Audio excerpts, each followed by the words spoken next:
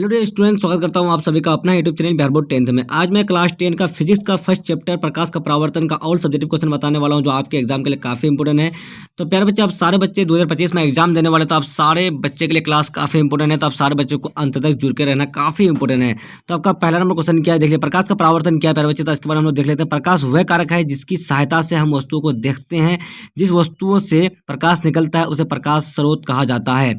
कुछ प्रकाश स्रोत प्राकृतिक नेचुरल है और कुछ मानव निर्मित मैन मेड। सूर्य, तारे आदि प्रकाश के प्राकृतिक स्रोत है जो क्या भगवान ने बनाए हैं। और इनमें से सूर्य हम पृथ्वीवासियों के लिए प्रकाश का सबसे बड़ा स्रोत है। बिजली का जलाता हुआ बल्ब या ट्यूब, मोमबत्ती, लैंप, लालटेन इत्यादि आदि जो है ना प्रकाश के मानव निर्मित स्रोत है। यानी ये जो है ना मानव द्वारा जो है ना तैयार किया गया चीज है। ठीक है मेरे बच्चे, चलिए आपका नेक्स्ट क्वेश्चन क्या है। देखिए प्रदीप्त और अप्रदीप्त वस्तुएं क्या है। देखिए प्रदीप्त वस्तु पहले क्या आपका, देखिए वह वस्तुएं जो प्रकाश उत्सर्जित कराती है। प्रदीप्त या दीप्तमान वस्तुएं या फिर दीप्तमान या फिर लुमिनियस वस्तुएं कहलाती है। जैसे सूर्य, जलती मोमबत्ती, बिजली का जलता हुआ बल्ब आदि इत्यादि, या फिर आदि बोलिए, तो ये आपका प्रदीप्त वस्तु हो गया। चलिए आपका अप्रदीप्त वस्तु क्या है उसको देखिए हम लोग। देखिए अप्रदीप्त वस्तु वह वस्तु है जो स्वयं कोई प्रकाश उत्सर्जित नहीं कराती है।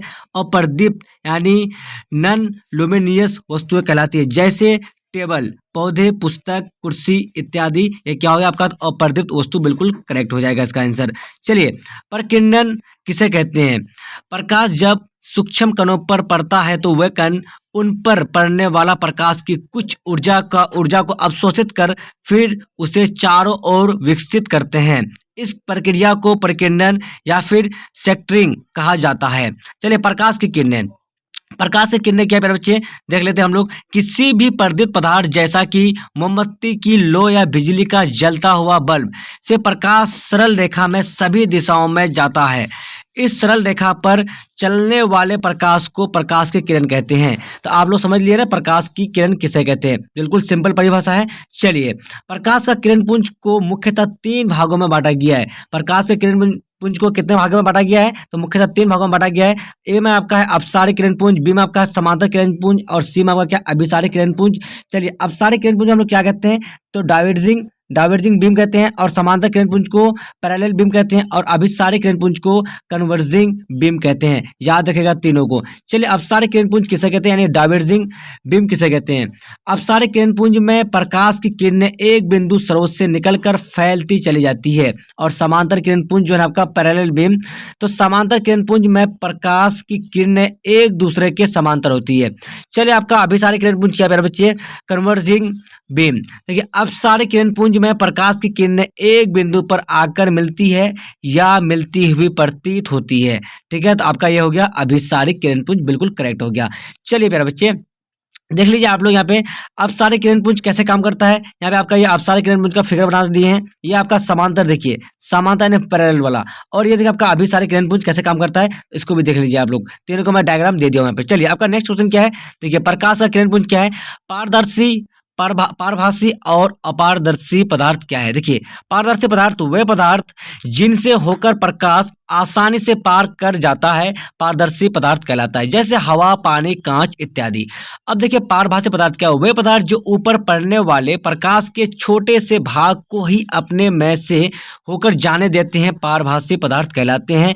जैसे बैलून का रबर, दूध का घना हुआ धुआं और कुहासा इत्यादि। यह आपका हो गया पारभासी पदार्थ हो गया। चलिए अपारदर्शी पदार्थ क्या है, वे पदार्थ जो प्रकाश को अपने में से होकर नहीं जाने देते हैं, वो अपारदर्शी पदार्थ कहलाते हैं। जैसे लोहा, पत्थर, लकड़ी, अलकतरा इत्यादि हो जाएगा इसका। चलिए प्रकाश का परावर्तन किसे कहते हैं मेरे बच्चे। चलिए इस क्वेश्चन का आंसर क्या होगा देख लीजिए आप लोग। प्रकाश का परावर्तन किसे कहते हैं, तो प्रकाश के किसी वस्तु से टकराकर लौटने को प्रकाश का परावर्तन कहते हैं। प्रकाश का परावर्तन किसे कहते हैं, तो प्रकाश के किसी वस्तु से टकराकर लौटने को प्रकाश का परावर्तन या फिर रिफ्लेक्शन ऑफ लाइट कहलाता है। प्यारे बच्चे, आप सारे बच्चे चैनल पर नए हो तो चैनल को सब्सक्राइब कर लीजिए और बेल आइकन का घंटे ऑल पे प्रेस कीजिए। वीडियो को लाइक शेयर कमेंट जरूर कीजिए। आप सारे बच्चे 2025 में मैट्रिक परीक्षा एग्जाम देने वाले, तो आप सारे बच्चे क्लास काफी इंपॉर्टेंट है, तो आप सारे बच्चे क्लास का अंत तक बने रहिए। चलिए आपका क्या परावर्तन के नियम निम्नलिखित है। परावर्तन के नियम कितने हैं, तो निम्नलिखित है। आपतित किरण देखिए क्या है, किसी सतह पर पड़ने वाले किरण को आपतित किरण कहते हैं। किसी सतह पर पड़ने वाले किरण को क्या कहते हैं? आपतित किरण कहते हैं। और आपतन बिंदु देखिए, जिस बिंदु पर आपतित किरण सतह से टकराती है, जिस बिंदु पर आपतित किरण सतह से टकराती है उसे आपतन बिंदु कहते हैं। ये भी हो गया आपका। अब देखिए परावर्तित किरण क्या है प्यारे बच्चे? जिस माध्यम से हवा में चलकर आपतित किरण सतह पर आती है और उसी माध्यम से लौटी हुई किरण को परिवर्तित किरण कहते हैं। ठीक है। अभिलंब देखिए क्या होता है? किसी किसी समतल सतह के किसी बिंदु पर खींचे हुए लंब को उस बिंदु को अभिलंब कहते हैं। अभिलंब किसे कहते हैं? तो किसी समतल सतह के किसी बिंदु पर खींचे हुए लंब को उस बिंदु को अभिलंब कहते हैं। चलिए आपतन कोण किसे कहते हैं? तो आपतित किरण आपतन बिंदु पर खींचे गए अभिलंब से जो कोण बनाती है उसे आपतन कोण कहते हैं। आपतन कोण किसे किसे कहते हैं? तो आपतित किरण आपतन बिंदु पर खींचे गए अभिलंब से जो कोण बनाती है उसे हम लोग आपतन कोण कहते हैं। परावर्तन कोण किसे कहते हैं? परावर्तित किरण आपतन बिंदु पर खींचे गए अभिलंब से जो कोण बनाती है उसे हम लोग परावर्तन कोण कहते हैं। चलिए मेरे बच्चे आपका नेक्स्ट क्वेश्चन क्या है देख लीजिए आप लोग। यहाँ पे आपतन बिंदु कैसे काम करता है यहाँ पे देख लीजिए। आपका समतल दर्पण पर कैसे करता है? समतल दर्पण है ये आपका। कौन सा दर्पण है? तो समतल दर्पण ये आपका है। चलिए देखिए यहाँ पे आपका ये आपतित किरण है, ये आपतन कोण है, ये परावर्तन कोण है और ये आपका परावर्तित किरण है। ध्यान दीजिए आप लोग देख लीजिए डायग्राम को बढ़िया से। चलिए following are the rules of reflection, प्रकाश के परावर्तन के नियम देख लीजिए। आपतित किरण, परावर्तित किरण तथा आपतन बिंदु पर खींचा गया अभिलंब तीनों एक ही समतल में होते हैं। आपतन कोण परावर्तन कोण के बराबर होता है। याद रखिएगा आपतन कोण परावर्तन कोण के बराबर होता है। अब देखिए यहाँ पे क्या आपका समतल दर्पण पर लंबवत पड़ने वाले किरण का परावर्तन समतल दर्पण पर लंबवत पड़ने वाले किरण परावर्तन के उसी पथ पर वापस लौट जाती है। देख लीजिए आप लोग यहाँ पे देख सकते हैं कैसे लौट जाती है, तो आप लोग डायग्राम बिल्कुल देख सकते हैं यहाँ पे। चलिए आपका नेक्स्ट क्वेश्चन क्या है? चलिए देखिए प्रतिबिंब किसे कहते हैं? प्रतिबिंब किसे कहते हैं? प्रतिबिंब क्या है? तो किसी बिंदु स्रोत से आती प्रकाश की किरणें दर्पण से परावर्तन के बाद जिस बिंदु पर मिलती है या जिस बिंदु से आती हुई प्रतीत होती है उसे उस बिंदु स्रोत का प्रतिबिंब कहते हैं। प्रतिबिंब दो प्रकार के होते हैं प्यारे बच्चे। प्रतिबिंब कितने प्रकार के होते हैं? तो दो प्रकार के होते हैं। कौन कौन होते हैं देख लीजिए। वास्तविक प्रतिबिंब, आभासी या काल्पनिक प्रतिबिंब। वास्तविक प्रतिबिंब यानी रियल इमेज और आभासी या फिर काल्पनिक प्रतिबिंब जो होता है आपका तो वर्चुअल इमेज। देखिए वास्तविक प्रतिबिंब किसे कहते हैं? किसी बिंदु स्रोत से आती प्रकाश की किरणें दर्पण से परावर्तन के बाद जिस बिंदु पर वास्तव में मिलती है या उस बिंदु स्रोत का वास्तविक प्रतिबिंब कहते हैं। वास्तविक प्रतिबिंब वस्तु की अपेक्षा हमेशा उल्टा होता है। वास्तविक प्रतिबिंब वस्तु की अपेक्षा हमेशा उल्टा होता है। जैसे आप लोग घड़ी बायां हाथ में पहन के रहते हैं और फोटो लीजिएगा तो आपका लगेगा कि दाहिने हाथ में है, तो देख लीजिएगा आप लोग वहां से भी ले सकते हैं या फिर आप लोग मिरर में देख के भी कर सकते हैं। ठीक है, बिल्कुल आपका आसान वाला है। आभासी प्रतिबिंब किसे कहते हैं? जिस बिंदु स्रोत से आती प्रकाश की किरणें परावर्तन के बाद जिस बिंदु से आती हुई प्रतीत होती है उसे उस बिंदु स्रोत का आभासी प्रतिबिंब कहते हैं। आभासी प्रतिबिंब वस्तु की अपेक्षा हमेशा सीधा होता है। वो क्या होता है? तो हमेशा सीधा होता है। चलिए समतल दर्पण द्वारा प्रतिबिंब का बनना कैसे होता है? समतल दर्पण में बने प्रतिबिंब की निम्नलिखित विशेषताएं देखने को मिलती है। प्रतिबिंब दर्पण के पीछे बनता है। प्रतिबिंब का आकार वस्तु के आकार के बराबर होता है। प्रतिबिंब वस्तु की अपेक्षा सीधा बनता है। प्रतिबिंब पार्श्विक रूप से उल्टा होता है। प्रतिबिंब आभासी होता है, अतः हम इसे पर्दे पर नहीं प्राप्त कर सकते हैं। प्रतिबिंब दर्पण से उतना ही पीछे बनता है जितना वस्तु दर्पण अर्थात सामने रहता है। चलिए आपका नेक्स्ट क्वेश्चन देख लीजिए। चलिए आप लोग इसमें डायग्राम को देख सकते हैं कैसे आपका डायग्राम काम करता है। चलिए आपका नेक्स्ट क्वेश्चन देख लेते हैं हम लोग। चलिए पर बच्चे गोले दर्पण किसे कहते हैं हम लोग? गोले दर्पण उस दर्पण को कहते हैं जिसकी परावर्तक सतह किसी खोखले गोले का एक भाग होता है। गोले दर्पण किसे कहते हैं? तो गोले दर्पण उस दर्पण को कहते हैं जिसकी परावर्तक सतह किसी खोखले गोले का एक भाग होता है। ठीक है, चलिए प्यारे बच्चे अब देखिए आपका ये क्या है? ये आपका क्या गोले दर्पण है, ये देख लीजिए आप लोग डायग्राम के साथ है। चलिए गोले दर्पण से संबंधित विभिन्न पद, गोलीय दर्पण से संबंधित विभिन्न पद। तो देखिए ध्रुव गोलीय दर्पण के मध्य बिंदु को दर्पण का ध्रुव कहते हैं। ध्रुव किसे कहते हैं?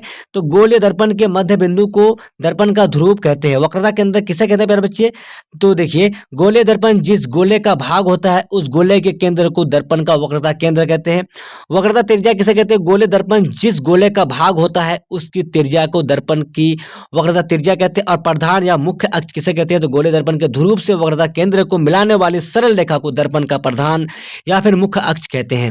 चलिए अब देखिए आपका क्या मुख्य अक्ष के समांतर आपतित किरण क्या है, मुख्य अक्ष के समांतर आपतित किरण। तो दर्पण के मुख्य अक्ष के समांतर आने वाली किरण दर्पण से परावर्तन के बाद क्या होता है, तो ये दर्पण यदि अवतल हो तो उसके फोकस एफ से होकर जाती है। दर्पण यदि उत्तल हो तो उसकी फोकस एफ से आती हुई प्रतीत होती है। चलिए आप लोग देख लिए, या आप लोग डायग्राम भी देख लिए, बिल्कुल देख लिए, ठीक है। चलिए प्यारे बच्चे, अब देख लेते हैं हम लोग नेक्स्ट। यहाँ पे अवतल दर्पण देख लिए, यहाँ पे देख लीजिए नीचे में आपका उत्तल दर्पण है। आप लोग दोनों दर्पण को देख लीजिए बढ़िया से। चलिए आपको ट्राई भी करना है ऐसे बना करके। चलिए, फोकस की दिशा में आपतित किरण, जब कोई किरण दर्पण से होकर जब कोई किरण दर्पण से फोकस की दिशा में आपतित होती है तो वह परावर्तन के बाद दर्पण के मुख्य अक्ष के समांतर मिलती है। ध्रुव की दिशा में आपतित किरण, चूंकि ध्रुव पी पर प्रधान अक्ष पर दर्पण पर अभिलंब है, यदि कोई किरण दर्पण ध्रुव की दिशा में मुख्य अक्ष से कोण बनाते हुए आपतित हो तो परावर्तन के नियम से परावर्तित किरण भी मुख्य अक्ष से के बराबर का कोण आर बनाती हुई निकलेगी। यानी मुख्य अक्ष आई के बराबर का कोण आर बनाती हुई निकलेगी। ठीक है, देख लीजिए आप लोग कैसे यहाँ पे है, अवतल दर्पण और उत्तल दर्पण में देख लीजिए। तो वक्र केंद्र की दिशा में आपतित किरण भी देख लीजिए, यहाँ पे आपका दोनों दर्पण दिया हुआ है, अवतल दर्पण और उत्तल दर्पण भी दिया हुआ है। तो प्यारे बच्चे, आप सारे बच्चे चैनल पर नए हो तो चैनल को सब्सक्राइब कर लीजिए और बेल आइकन का घंटे ऑल पर प्रेस कीजिए। वीडियो को लाइक शेयर कमेंट जरूर कीजिए। प्यारे बच्चे, जितने भी बच्चे 2025 में एग्जाम देने वाले तो सारे बच्चे के लिए क्लास काफी इंपोर्टेंट था। तो आप सारे बच्चे चैनल पर नए हो तो चैनल को बिल्कुल सब्सक्राइब कीजिए और वीडियो को लाइक शेयर कमेंट जरूर कीजिए। अब तक के लिए बाय बाय, फिर मिलते हैं अगले वीडियो में। वॉचिंग फॉर, थैंक यू, जय हिंद, जय भारत।